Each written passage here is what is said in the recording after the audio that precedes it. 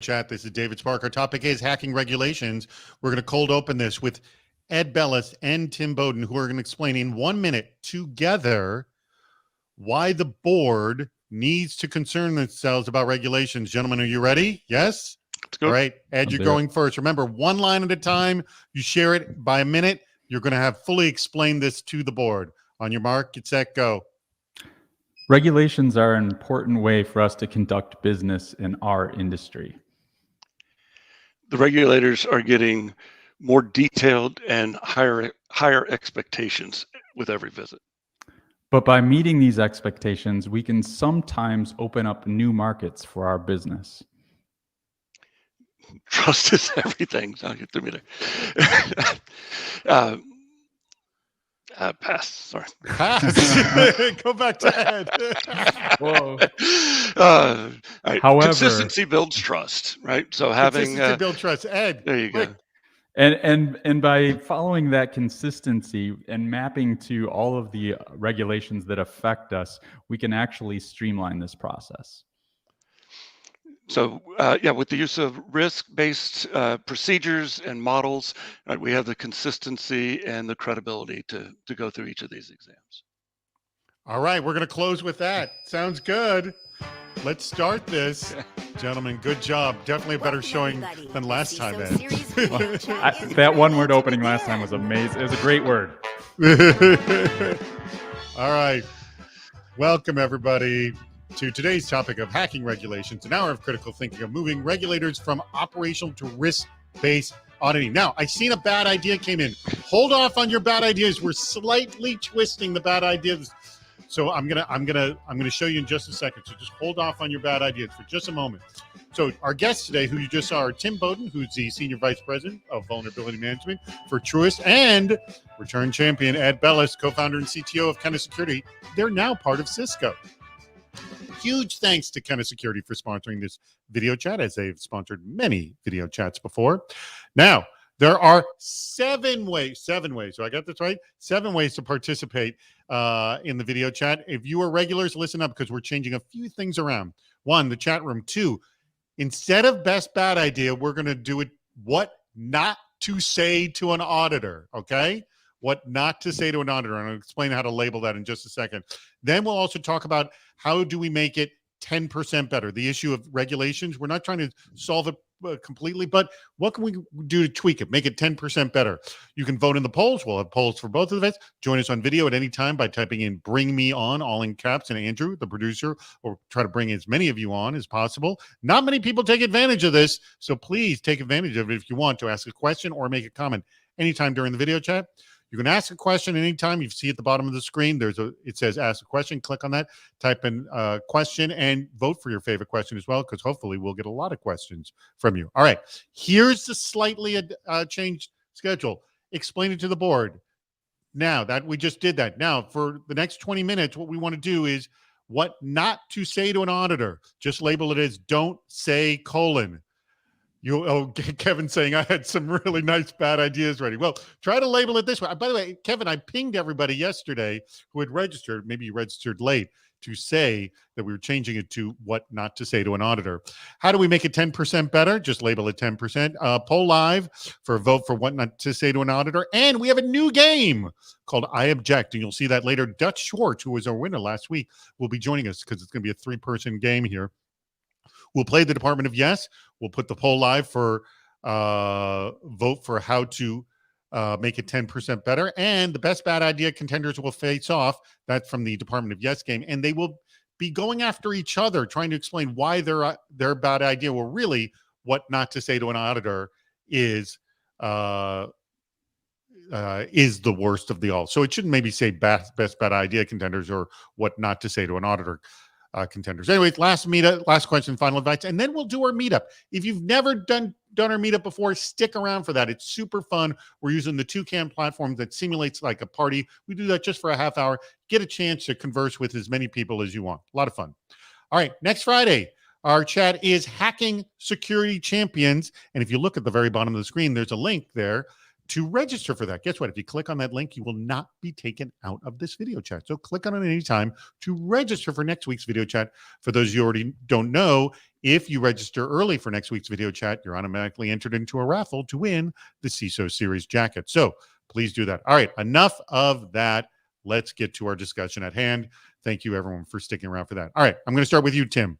When you have an auditor come through your front door, or virtually these days, whichever way, how do you begin the engagement? What's the proper way to begin the engagement? Or maybe let me say, what has it traditionally been done and what should we be changing? So all the engagements start with an entry level letter and a list of documents they want. So the best way to be ready for that is when you design or review your processes and procedures and standards, do it with documentation in mind and constantly document, so that all you're doing is retrieving documentation versus creating in a last minute crunch. Okay. What about you, Ed? What would you say to exactly the same thing? Yeah, I mean, obviously, all of what Tim said is certainly correct, and we see that all the time, and definitely a lot more virtual these days. But one of the things that comes to mind when we're initially starting it is scope, right? And making sure I understand not only, what are they going to be looking for, what will they be testing, ultimately, what is kind of the plan for this particular audit, but what is the scope of this audit, right? So that we can make sure that we have the right people at the ready. There's going to be plenty of documentation, to Tim's point, but there's going to be times where they're going to need to talk to somebody, or they're going to need evidence that is maybe live.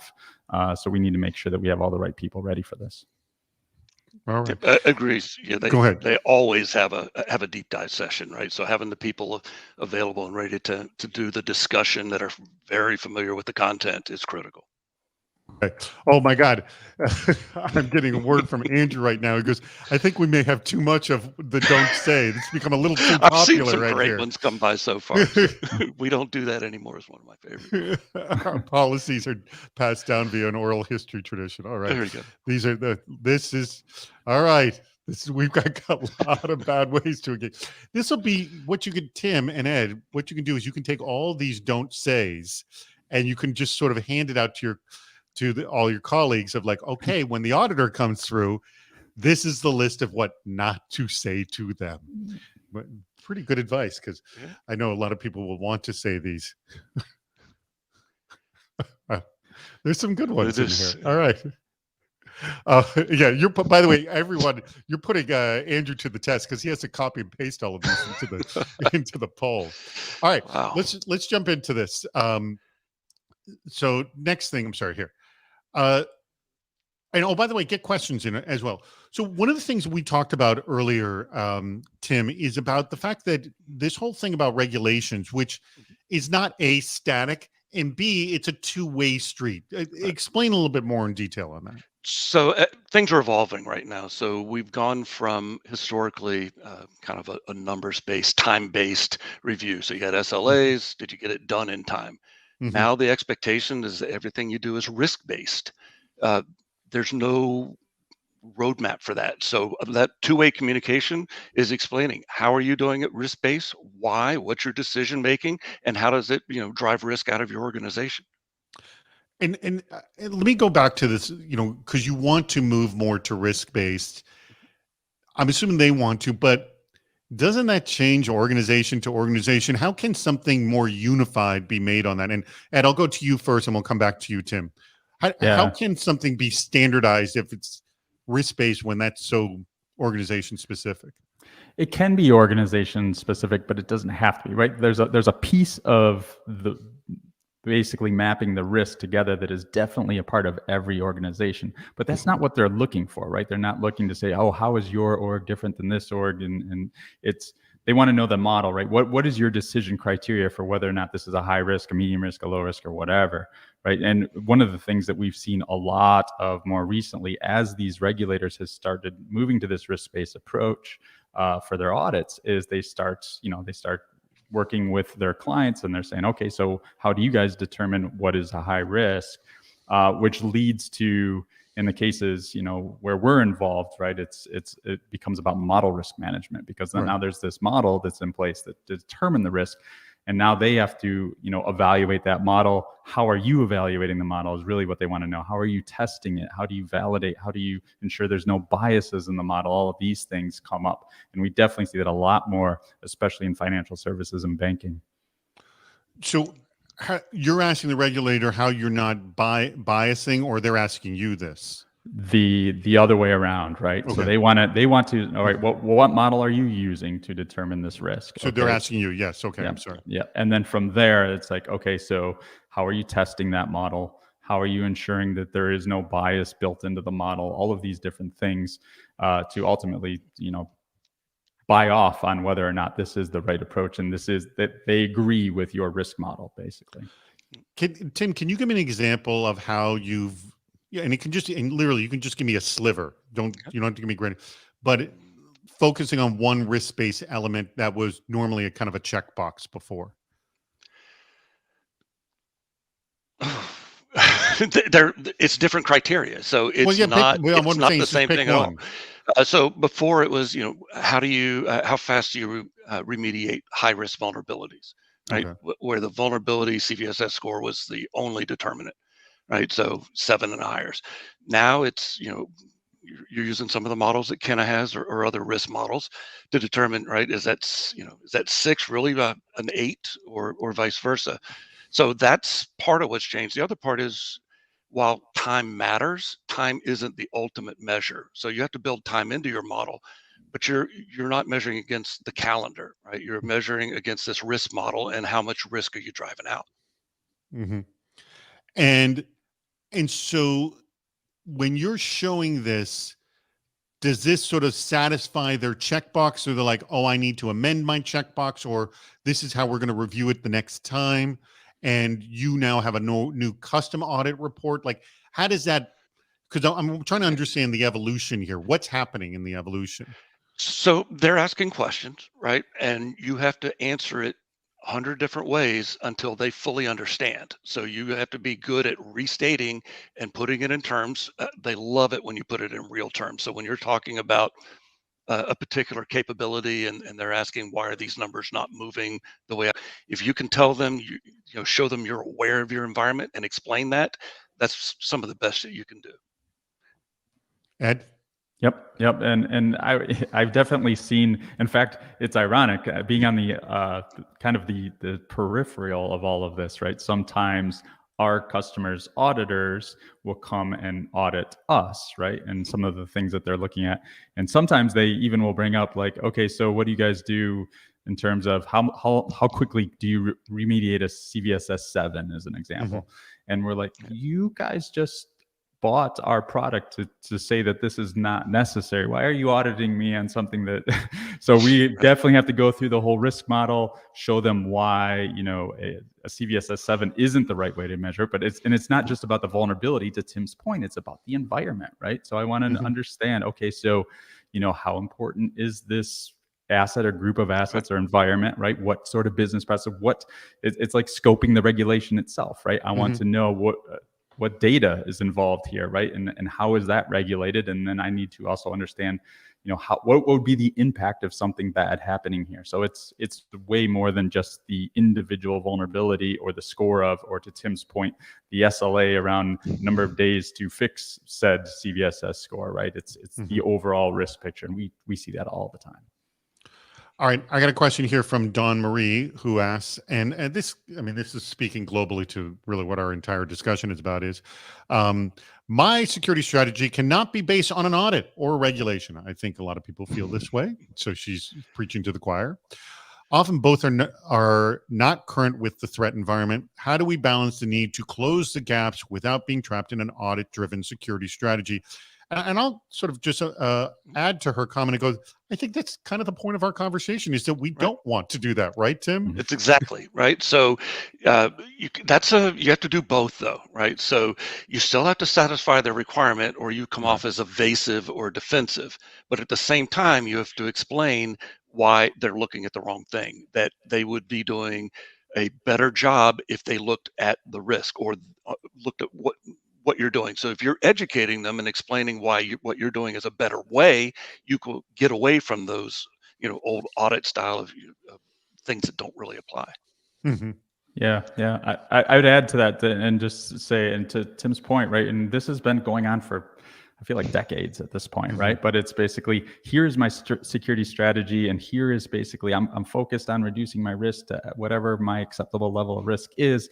Right now, here's the kind of panacea of all the various regulations that I have to comply with. How does that map into what I'm doing, and not the other way around? I don't want to do a bunch of things to meet requirements. I want to do what I need to do to get the security in the spot that I need it to be in, and then map those regulations back. By the way, I want to quote Kevin Hackinson. I believe it's Kevin Hackinson, because Andrew just sent it to me in the back channel. One of a good don't say quote, "Did you get the gift cards? I clicked the link last week." Good one, Kevin. Very funny. All right. We have just about 4 minutes or 5 minutes. We have 4 or 5 minutes to get your don't say to an auditor, in which I think you may break Andrew right now, because last he said about 51, but I think another 6 or 7 flew through just now. So get them in, and we'll have our poll up in just 4 minutes exactly right now. And don't forget to click the link at the bottom to register for next week's video chat, Hacking Security Champions, which should be fun. All right. Do we have another question in, or is this the same one with Don? Oh, the same with Don. Okay, I'm going to go to my questions here. So we talk a lot about risk management. I mean, when I've had you on before, Ed, many times. And is this risk management discussion changing at all when you talk to an auditor, or literally you're just bringing them into the same conversation you're having in-house? Is that question for me or Tim? Well, let's start with you, Ed. Okay. Absolutely, it's changing. In fact, I've now seen, certainly over the last 10 years, where they have actually written the words risk and risk-based approach into the regulation itself, right? Rather than saying, you must do, and again, in our case, CVSS-X, it's you must take a risk-based approach. So it's getting better. There's a long ways to go, and I'm sure that Tim can attest the number of regulations and auditors he has rolling through his doors on a regular basis. But it's definitely better than it was certainly a decade ago. But actually, the question I was also asking was, you have risk conversations within your organization, or your customers have risk-based conversations in your organization. Is the conversation you're having with the auditor, it's in a way, what I'm wondering is, are you bringing them into the fold of the conversation you're having in-house, or are you having a different kind of a conversation about risk with the auditor? You see what I'm saying? Yeah, I'll tell you. So it is very much the same conversation, right? So our executives, right, they need to come up along the curve as well. They need to understand, what is risk-based? What does it mean to us? How are we applying it? Same answers I give to the auditors when they come in and I'm explaining to them. You have to explain it to your executive leadership, because they're responsible for our strategy. And if they're not in alignment with it, we have problems. All right. I just want to remind people, we just 2 more minutes before the poll goes live, and then we're also going to be playing our new game, I Object, of which Dutch Schwartz, you be ready, because you're coming in to play. He's the winner from last week's video chat. All right, 62. I hope you guys can read quickly to read all of them. Vote for your favorite what not to say to an auditor. All right, let's go back to the questions. Is there something, here's a question for you, Tim. Is there something they respond to more so when you're talking about risk-based auditing, and something they don't respond well to, or maybe it doesn't translate well? I know it's kind of a little bit of a vague question, but what rings true, and what maybe is still having a hard time to ring true with them? So being relatable, right? So if you can show competence and confidence, and you know what you believe in what you're doing, and you're fully versed in it, you can provide examples both directions on why you made a decision one direction, what changed that would cause you to make a separate decision. If you can walk through that whole decision matrix and how risk drives it, they respond well to that, right? They don't respond to defensiveness, right? If you take a defensive posture, you lost, right? It's not adversarial. So yeah, good point. And by the way, that's probably been universal with auditors in general, dealing with that thing. And anything to add to that about like what has worked and what hasn't worked in terms of responsiveness from the auditor? Yeah, I mean, I don't know that I'd add too much. I mean, to me, it's just as much about being not only responsive, but not being defensive, don't be a jerk, right? That goes well beyond auditing, right? They have a job to do. They're not trying to, ruin your day. Mm-hmm. But you have to be empathetic to what it is that they're trying to do, and assuming that you've been doing all these things all along, you just have to show why what you're doing maps to their requirements anyway. And be honest, right? That's another one. If you're not doing something, document it, tell them what your plan is or why you can't do it, but don't try to cover up for something. How do they respond to that? Like, you've documented, we're not doing this. This is our plan to do it. What happens at this point? They review the plan. If they're happy with the plan, we move on, and they encourage you. And the next time you see them, they'll ask you, are you on track for that plan? If they don't like the plan, they'll make it known. All right. We have our poll is up, and I believe Fred Grun is joining us right now. Fred, do you have a question or a comment on our topic? Hey, I just wanted to share that the relationship you have with your auditor or auditing team is critical to having a successful engagement. I've been lucky enough to have been working with the same auditing team for the last 4 years. And I always approach it as, hey, help me find out where I can improve. And if you come to it with that attitude, your engagement is going to go so much smoother. And one of the things I always try to do, I try to get that document request list as early as I can. And so that way I can be prepared and say, okay, here's everything you need at the start of the engagement. And then basically all your work and back and forth is just follow up questions, just clarifying points and say, hey, in this piece of evidence, we saw this. Is this really what's going on? And then you can dig into that. The other thing I would encourage you to is really to understand your time sense of your scope of your testing period, because there comes a point where if you can't resolve something in a timely manner, it's too late. And so being aware of those deadlines and milestones with your audit, with your engagement is really, really critical. Excellent point. And go ahead. I was just going to say, I was going to tag on because one of the things that Fred said early on is super important. One of the things that makes things so much easier is when you have consistent audit teams that are, from year over year or quarter over quarter. Yeah. Because they understand, and it's not a point in time, right? Not only is it a relationship, but they start to see where you're going with things, what things are improving, what things are not, and it just makes things go much smoother. The other thing, I'm just finishing an audit period right now, and the other thing I always try to do, I keep a running list of control language that I want to review and update for the next session, and I also give my auditors a look at here's what's on our security roadmap. Hey, we're going to implement this control in the next 3 to 6 months. How is that going to impact our audit? What evidence am I going to need to provide when we add this new tool? All right. Thank you very much, Fred. We're going to drop Fred off. We're going to bring Dutch on. We're going to play our next game, and this is the game I Object, and I'll explain what it is. I've actually explained to Dutch already, so he knows what the game is. Here's how it's going to work, everybody. They are all going to argue right now, what's the best way to handle your next audit? And we will start with you, Ed. Ed, you're going to begin this. At any time, Dutch, who's the winner of last week of our Best Bad Idea, at any time, either Tim or Dutch can object to what Ed is saying. All right? And you have to, and then I'll say, okay, what's your reason? Now, while this is all going on, Andrew, our producer, is keeping a clock, a 1-minute clock, but it's only a 1-minute clock when the three of them are talking. Anytime any of them says, I object, the clock stops. I don't know what the time is, and none of them know what the time is. Repeat the question before the clock starts. Yes.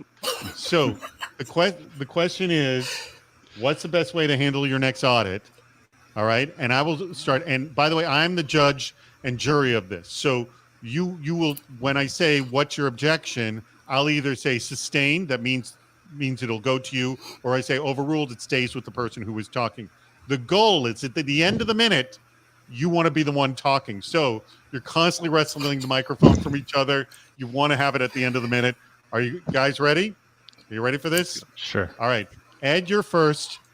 Begin with, what's the best way to handle your next audit? All right. The best way to handle your next audit is, one, ensure that you understand the scope of the audit, understand the project plan, who's affected, and who needs to be involved.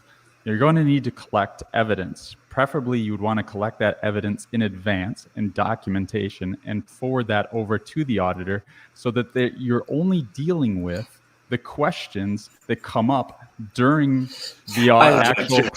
Okay, and geez, I have enough time. Dutch, what do you object about? You let him go way too long. Well, we were fascinated. I object. You're not going to be able to prep the auditors in that fashion. You're not going to be able to scope, to move them to the questions that you want. You have to do it the other way around. All right, sustained. You go. The microphone's yours, Dutch. The best way to do it is you have to work backwards from what are the business initiatives that you're trying to solve, because really compliance and audit is driving the business, and that's really the starting point. So if you look at where the business is, okay, what's your objection? Compliance and audit is not driving the business. The business is driving, and you must meet compliance and audit requirements as part of that. Sustained. I bet you Dutch had more to that, but it doesn't matter. It doesn't. Go ahead, Ed. It's yours. Remember, jump in anytime. We've got only a few seconds. Pick up the clock. You're good, Ed. So once you've done that, right, and you've whittled that down to a set of potential questions or gaps with the auditors, that's when you start to work with the auditor to understand, here is what I am doing and here's how it does meet that requirement. If there are areas where you understand that you do not meet the requirement. Ed Bellis wins. Only 2 objections. I was expecting a lot more. All right, good job. Very good. Ed wins. I'm looking forward to my prize for playing along with this. We're going to get you guys all objecting more. Tim, you agreed too much. I'm a little slow on the button. All right, we're going to be. By the way, we're a few minutes away from playing Department of Yes too. So everyone, make sure that you vote in the poll of the what not to say during. Oh, there's barely any votes. You got to get your votes in. So with all the ideas that flow through, no votes. Well, there's a lot. The problem is it takes forever to read through all of it, and you guys are talking, so they're trying to listen to you and read all these bad ideas, which God knows what's actually going to help them on an audit, listening to you or listening to all the bad ideas. Let's hopefully you. All right, we got some more questions that come in. Let's get 1 or 2 of these down. And this one I like from Larry Rosen, and I'll start with you, Tim, on this. I'm sure it might happen. Have you ever seen a case where multiple regulations you are expected to meet are in conflict with each other? Do you have regulations that conflict, Tim?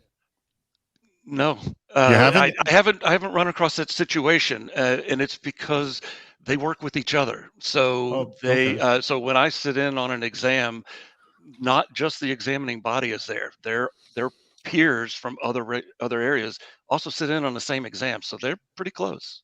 Well, Ed, you were nodding your head. You have seen this happen? I'm not sure if it would be a conflict of regulations. I've seen things where, so I'll give a really specific example, right? There's something called PIPEDA in Canada, which is a privacy regulation in Canada. We have the Patriot Act here in the US. And a lot of those things end up, I wouldn't say there's conflicting requirements per se, but if you're complying with one, it makes it difficult to comply with the other. We've had issues where we've had to house data in both Canada and the US, one for our US businesses, one for our Canadian businesses, where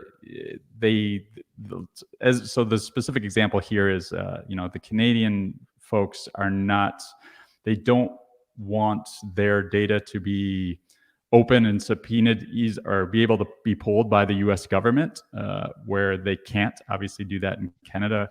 And PIPEDA does in some ways regulate that, but that's as close as I've seen. It's more privacy stuff, but yeah.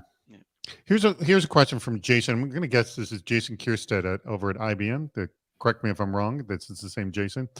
He has something that's related to this. He goes, many compliance relations are out of date with regard to best practice. And he gives the example would be how PCI disagrees with NIST 863B. So what's your advice on managing the balance between being compliant and actually being secure when they are at odds? And this obviously is the conversation point, the point we're having this whole conversation, right? Tim, I got to assume that you have seen this situation where compliance is not at odds, or is at odds with risk and security, because this is why we're having this conversation. How do you deal with this, and how do you kind of point it out? Do you agree? Do you agree with Jason here too? Yeah, I agree. There are times when things don't keep pace of change, and Mhm. PCI can be one of those areas sometimes, but they do catch up, and the way they catch up is when you talk to them, and you need to do what's best for the company, right? In your environment, your customers, your stakeholders. When you have that in mind, you can navigate the rest of it most of the time. So it's I can't think of a specific instance where I've had to do that type of influencing. Um, so I don't know. Yeah, Ed, anything answer to this? I know PCI used to actually, so obviously very related to our world, but used to actually write in CVSS and specific CVSS scores as part of that. They don't do that though anymore, right? So they have even adopted more of a risk-based approach to that. So yeah, I used to see that conflict a little bit more, but I haven't lately. All right. I think we're at time. We are at time. Listen to this. Call just came in.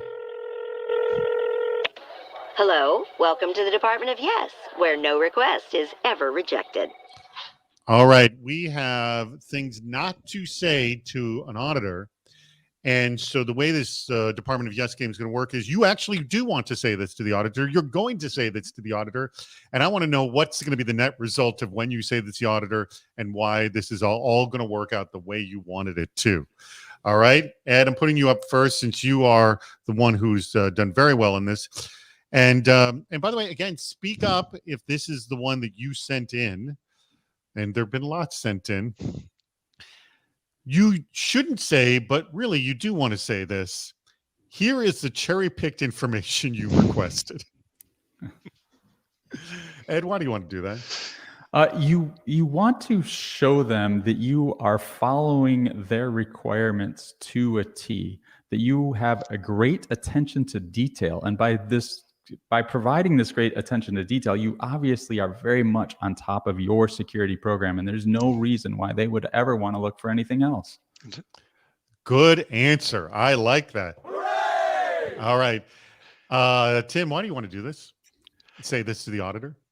You're speaking in their language. So if they have a question, you want to answer it in their language. And if you have to cherry pick the data to do that, it's all about relatability and credibility. Mm-hmm. All right, I'm giving you that clue. Good job as well. Yes, it shows active listening is what it does. All right. Now, the second one, which was also voted up very highly, did you get the gift? This I know would come from Kevin because I mentioned it earlier. Did you get the gift cards? I clicked the link last week. Tim, why do you want to do this? Well, we talked earlier. You want to build a relationship with your auditing team. So the best way to do that is start with gifts. Gifts, and that's not going to be a problem, you don't think, Ed? Hold it. Let me give you a good job. No, you don't think this will be an issue? Why would it possibly be an issue? I mean, you want to know because you did send the link, and if you didn't, then you got to go find out who actually got those gift cards because it's your money. That's a good point. So that could be part of the audit process. Just said, what about this? If you made the audit, I'm purposely making this difficult for both of us, kind of like a chaos monkey situation where I'm purposely causing a problem. I know this is an issue. Let's see how well our systems worked, right? It's like the chaos monkey of ethics. I like it. The chaos monkey of ethics. All right. Sir, yes, sir. You get 2 for that one. That's excellent. All right. So that was Kevin and also David Christensen. You please be ready. In about 7 minutes, we're going to have you on arguing why what you said is truly the worst thing to say, not to say to an auditor. All right. We got some more questions that have come in. All right, this may be antithetical to what both of you were saying, and also even Fred Grun was saying as well. But how often should an organization cycle out auditors? This comes from Aaron Repole. Should they cycle out auditors at all? Because maybe fresh eyes is a good idea. Anyone got thoughts on this? I've never been on that side of the table. Ed, any thoughts? So there's good and bad, right? I mentioned earlier about having that consistent audit team, and I think Fred was talking about that as well, and that makes things go smoother, and they start to see, to his point, right? You can start to run things by them and say, all right, what are we going to need next for the next audit? Because here's what we plan on doing, et cetera. So that's all to your benefit and makes the audits go much smoother. At the same time, fresh eyes can mean that they're going to look at things that, eventually you get a little bit of a tunnel vision as an auditor, I would imagine, if you're looking at the same thing over and over again as well. So there's good and bad. Well, also, could fresh eyes just make your life a lot more difficult? All of a sudden, they're asking things that you weren't talking about with last auditors. Yes, without a doubt, which is why the consistency one makes that part goes away. But the fresh eyes also, like an example is, this isn't really auditing, but right, doing as you bring in firms to do assessments or pen testing or all these different things, you typically want to rotate through those, right, because you want them to be able to have the fresh eyes to look at things that maybe the other firm did not. All right. This is somewhat similar to, this comes from Keith Palmer, and I'm going to ask you if either of you have actually ever done this, or would this fall under the don't stay category? I don't know, but it seems appropriate. Keith Palmer says, I would ask the auditor for their credentials, what makes them an expert, not just their organization. Is that cool and okay to do, Tim? You can do that in a way, and it really is. And there are informal conversations, as when we used to meet in person. You talk to folks and you understand a little bit of where they're coming from, and it helps you, couch your terms and speak in their language again. So it's not a lot of times, but it does happen. And I wouldn't come flat out and start the audit with, well, justify that you're here. But understanding their background does help you answer their questions and frame things. Let me throw Steve Cobb's question in, because he's asking essentially the opposite. What do you do if the auditor is lacking knowledge and expertise? I mean, do you run into, geez, I'm dealing with this, zero? Tim, you're nodding your head. You want to name some names for us? No, absolutely not. There's not a lot you can do, frankly. All right? They're a control against you. There isn't like a supervisor you could go to, or is it? Yeah, you can, but that's about it, right? There's only, in order to keep the audit or the exam, credible and worthwhile, there's only so much you can influence who's on it. So, but yeah, it does happen, and it's frustrating, but there's not a lot you can do. Right. Yeah, you could. I mean, so what I have seen done is you don't ask for their credentials directly, right? That comes across as, that goes under the defensive and hostile thing we talked about earlier. But there's audit leads, right? Or you could talk to whoever is the lead and say, you gather a list of resumes for all the team and who's going to be in, and then prepare based on that, right? Knowing, all right, this person is fresh out of school, doesn't have a lot of experience. That there's going to be a lot more hand holding that might be involved, or a lot more things. This person is highly experienced and maybe a little less so. All right. What was I going to say is, we are, how many minutes are we away? Oh, just a few minutes away. So let's go back to these last question here. This, I think, is more of a joke from Mike Jordan. Has anyone heard from ISO 27001 Joint Technical Committee since 2013? Are they okay? Should we send for help? Have they just been in dark? You don't know? Oh, there. You have nothing. You have no. Nah. All right. Let me ask you, what don't auditors respond to? We've been talking about, they're being more responsive to risk. Is there something that is of interest to you that they are non-responsive to, Tim? That's of interest to me. They're like, this is not in my purview. I don't care about this. Or, no, this is not what we should be working on. Yeah, I haven't run it. So you need to be careful on opening up additional roads of inquiry. So it's kind of the other way around. Okay. So you want to keep it simple. Right. Answer the question, answer it fully, but be careful you're not opening up a whole new line of questioning that can, take a lot of time, can lead you off on scope. You try to be careful on that. Oh, and by the way, Garrett Oliver asked another good question here. Should the audit conversation be funneled through one internal point of contact to consolidate everything? I got to assume yes. Absolutely. Yeah. Somebody has to coordinate it on our side.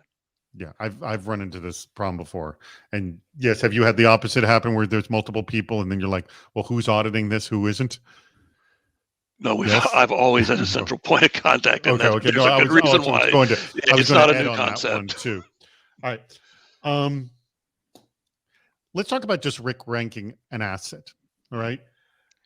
How do you, because this goes into, I know, into your purview, Ed, with Ken, is that you're training models, you're training lots of models, right? Correct? Yep, correct. How do you reassess the model so you know things aren't going off the rails? With ground truth data, typically, right? So for us, it's about, so we've got multiple data sets that you're talking about, right? There's data sets that are, again, around the assets and the importance of assets, business processes.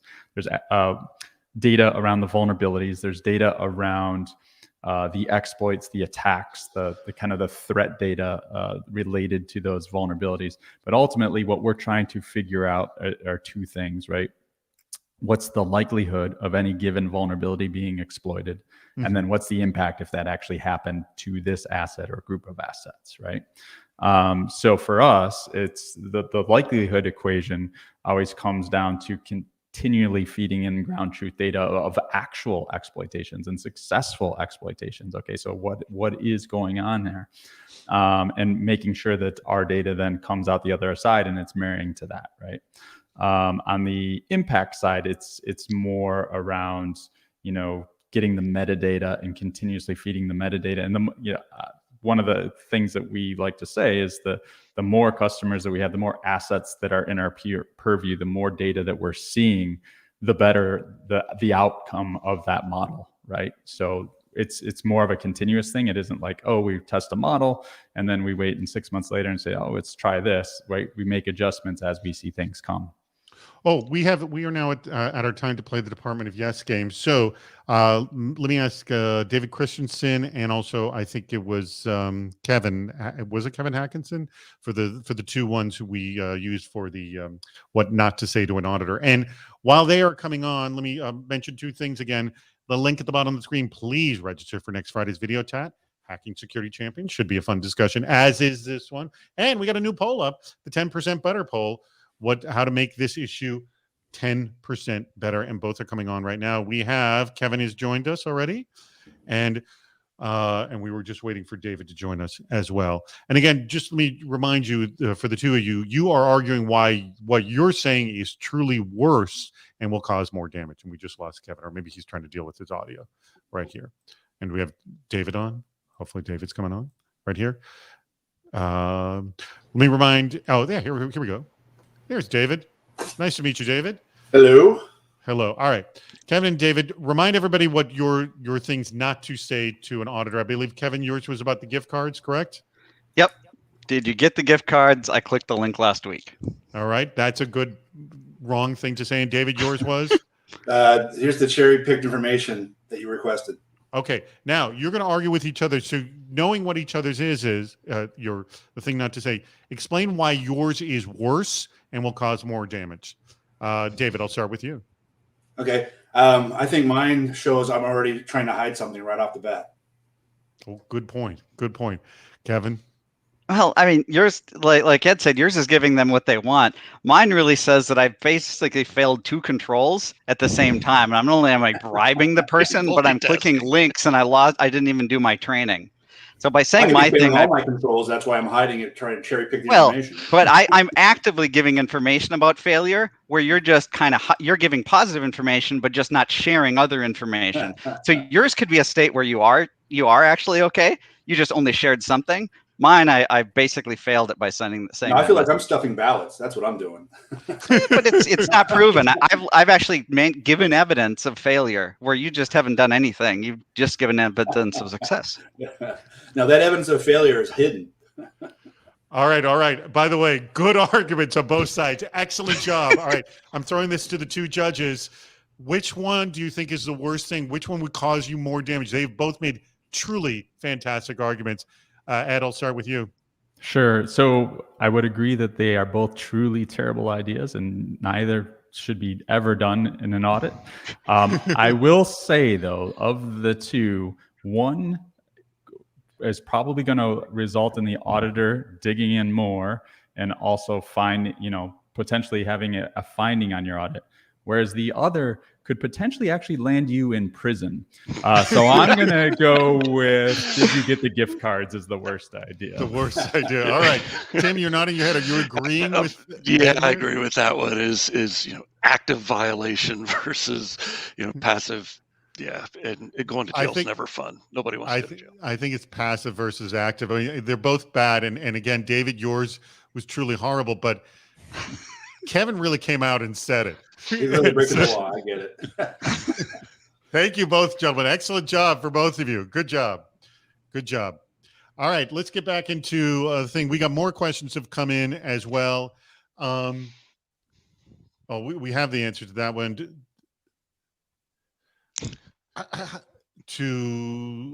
I'm just looking at, I'm sorry, just reviewing these.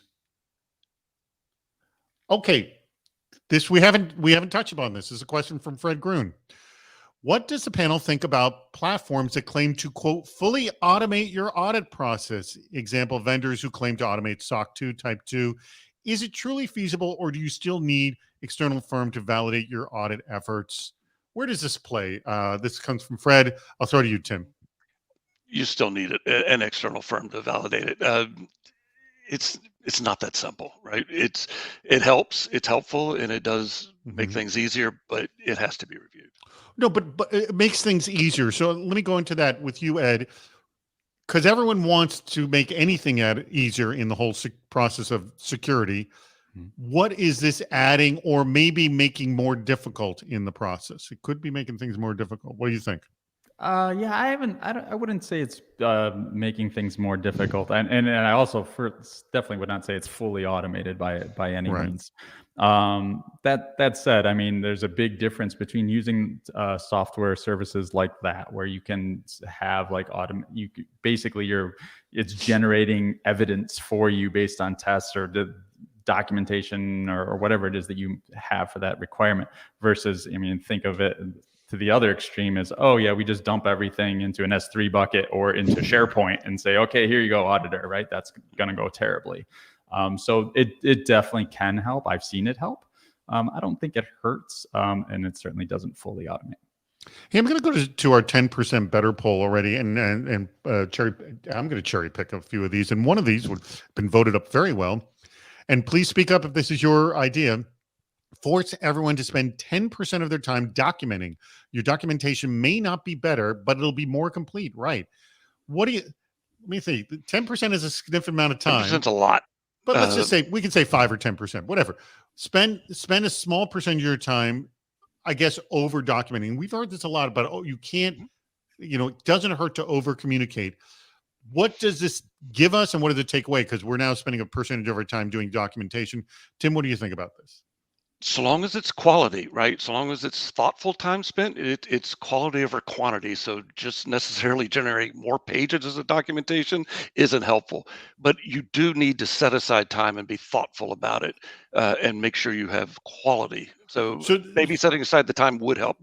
So let me just ask, do you feel that you're documenting sufficiently now, but let's say everyone spent, let's just say 20 minutes of every day doing an additional, spending 20 more minutes every day documenting. What would that add to your situation now that you don't have? What do you think that would do?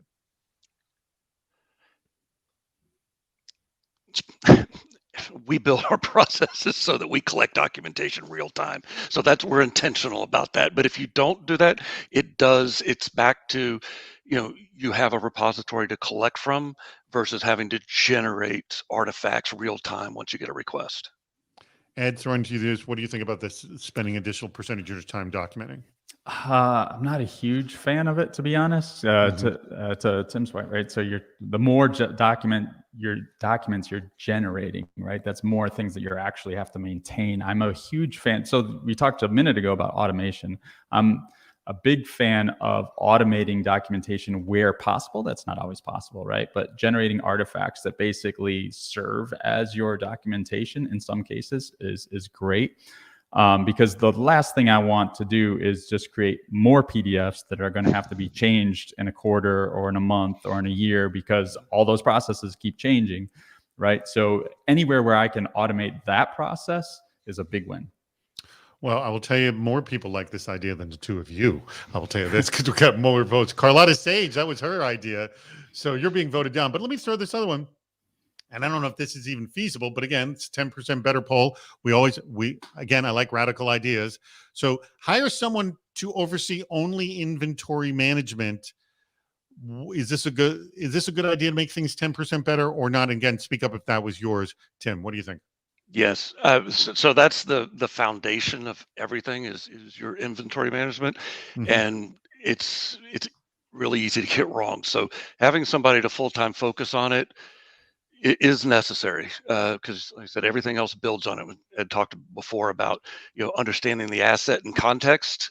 You can't do that if you don't have an inventory and you don't know the metadata about that asset.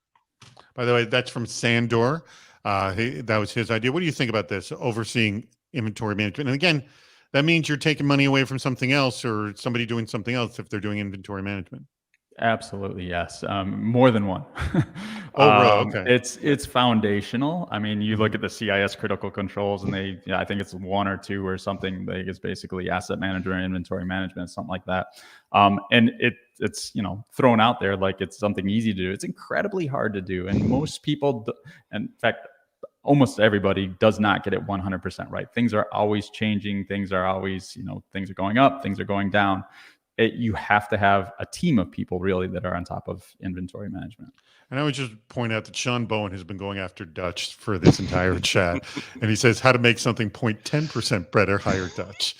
I can't believe you didn't go negative on that, Sean. All right, let me do this. I'm going to go through the sort of our wrap-up process, and then I'm going to get some final thoughts from both of you as well. While I'm doing this, because we'll have this just for a few minutes. If you have not registered for next Friday's video chat, everyone just stop what you're doing right now. Click the link below. Please click the link below, because again, you're going to be automatically entered into our raffle. But here, let's do this. Let us go through our wrap up for today, and then we're going to get final thoughts from both our guests right here. Click close message. All right. Next week, Hacking Security Champions, an hour of critical thinking about how to turn non-security people into security leaders.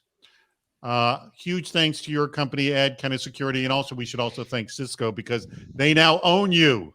Is that the way to say it? They own you? That seems appropriate. There you go. All right. Starting in 90 minutes from now, or actually a little over, closer to 100 minutes from now, but we're going to you can come right back here again to Crowdcast, crowdcast.io/CISO series. And we'll be doing the cybersecurity headlines we can review. We got Adrian Ludwig, who's the Chief Trust Officer over at Atlassian, and he'll be providing context on the top 8 stories in cybersecurity this week. Come on back, participate. It's always fun because you could also have a conversation, and we actually use your input and we throw it onto the show as well. Stick around for our meetup, which, by the way, you can go ahead and change that link right now, Andrew.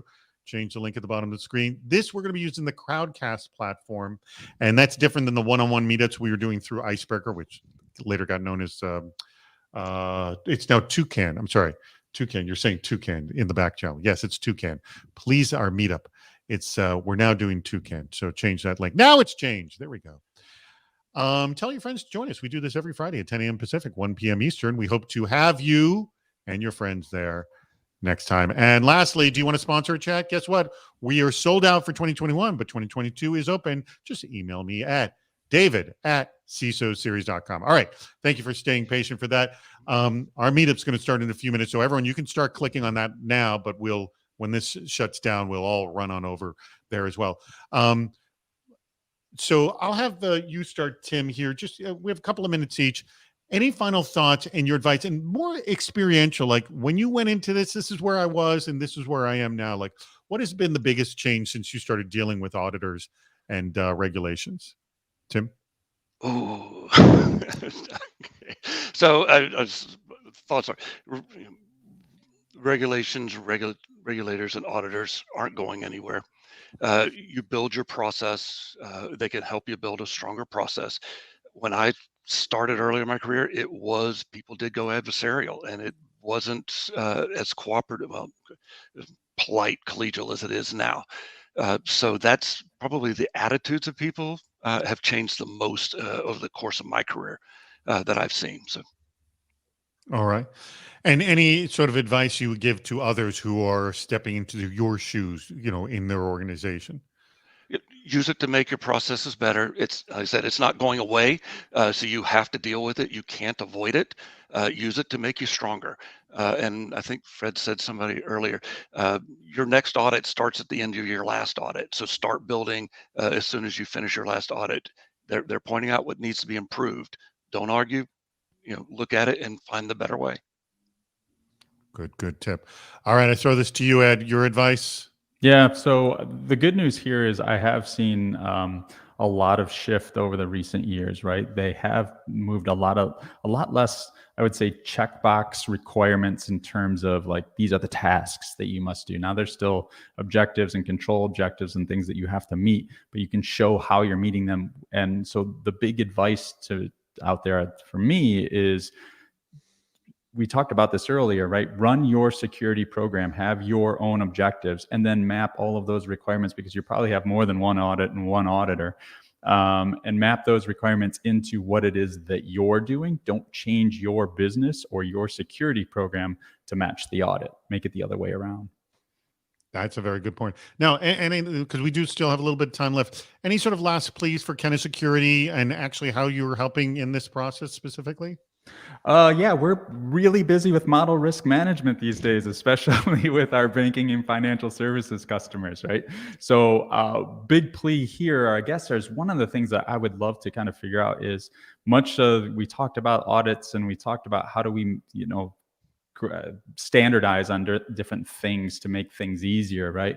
Where I think we're in the early days of this model risk management. If there are ways out there to basically standardize the testing of that and understanding the risks that come along with models and making sure that we're addressing those, big improvement across the board for us.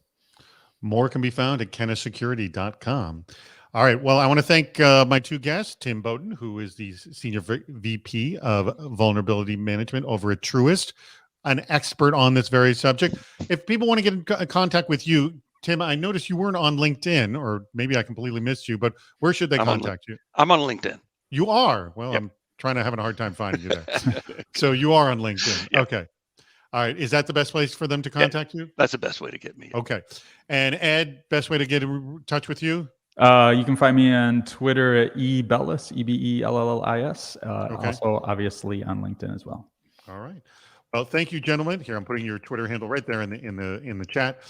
Thank you very much. Thank you to our audience. Now, I want everyone to come to our meetup because it's a lot of fun. I will sort of explain things if it's confusing to you when you're over there, but click the link at the bottom where it says, please join the meetup after the video chat, because the video chat is ending right now.